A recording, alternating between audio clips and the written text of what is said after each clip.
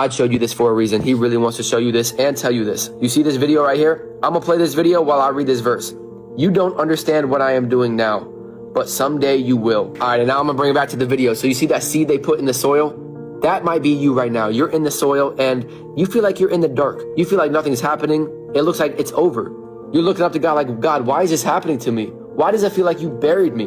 But no, God did not bury you. He planted you. It's not happening to you, it's happening for you, because watch this. Then the seed starts growing down, and you might be in this season right now where things are getting worse. But that's what God does, man. He takes you deeper before he takes you higher. Think about Joseph. God gave Joseph a dream, but then what happened next? Joseph gets thrown into a pit, then sold to Egypt, lied about, put into prison for something he didn't even do. And that's because God refines you in private before he reveals you in public. God's not looking for someone to bless. He's looking for someone to trust. And he doesn't just trust you with the blessings. He trusts you with the breaking. Before Jesus multiplied the bread, he broke it. Sometimes God has to break you before he blesses you. But then look at this.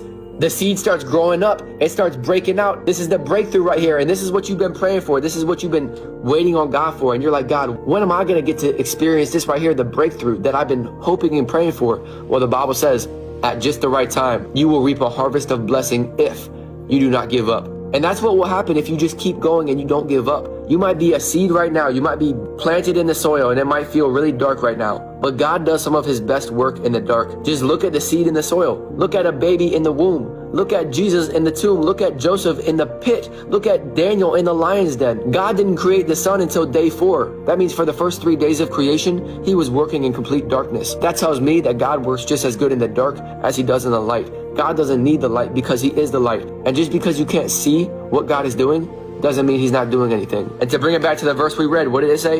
You don't understand what I'm doing now, but someday you will. Life can only be lived going forwards, but it can only be understood looking backwards. And one day you're gonna look back at this season of life and thank God that you were in the soil, that it was dark, that you had to grow down, that he made things uncomfortable for you, because every delay, every detour, every disappointment was all a part of God's perfect plan for your life, to shape you, to mold you, and to get you to where he wanted you to go all along. God has such a beautiful, amazing plan for you.